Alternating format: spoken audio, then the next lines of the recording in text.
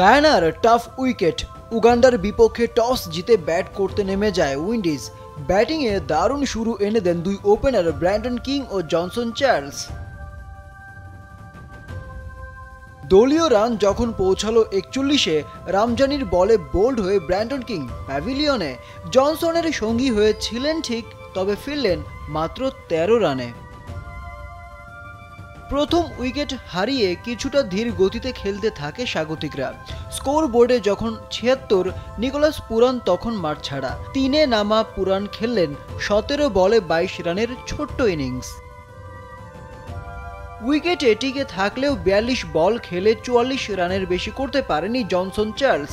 নাকরানির বলে রামজানির ক্যাচ হয়ে নিজের উইকেট বিলিয়ে দেন এই উইন্ডিজ ব্যাটার।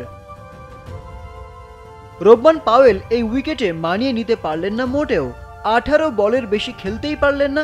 স্বাগতিক দলে উইন্ডিজ কাপ্তানের কন্ট্রিবিউশন মাত্র ২৩ রান। বোলিং ফ্রেন্ডলি উইকেটে উইন্ডিজ ব্যাটাররাও অসহায়। শেষ দিকে আন্দ্রে রাসেলের ১৭ বলে ৩০ রানের ক্যামিওতে ওরা ১৭৩ রানের পুঁজি পেয়ে যায়। পুঁজকে দল বলে নির্ভর স্বাগতিকরা।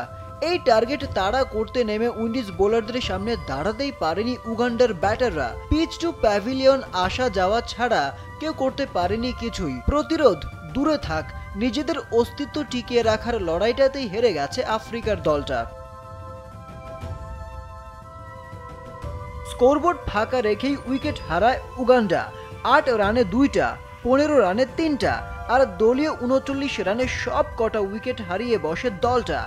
১১ জন ব্যাট করেছেন, অথচ ডাবল ডিজিট ছুঁতে পেরেছেন কেবল একজন, তিনি জুমা মিয়াগি, যার ব্যাটে আসে ১৩ রান। ৪ ওভার বল করে ১১ রান দিয়ে ৫ উইকেট তুলে নেন আকিল হোসেন। টি-২০ ইতিহাসের সবচেয়ে লোয়েস্ট টোটালের রেকর্ড গড়ল উগান্ডা। অবশ্য তাদের সাথে যৌথভাবে আছে নেদারল্যান্ডস। ১০ বছর আগে বাংলাদেশ বিশ্বকাপে লঙ্কানদের বিপক্ষে এই লজ্জা পায় ডাচরা।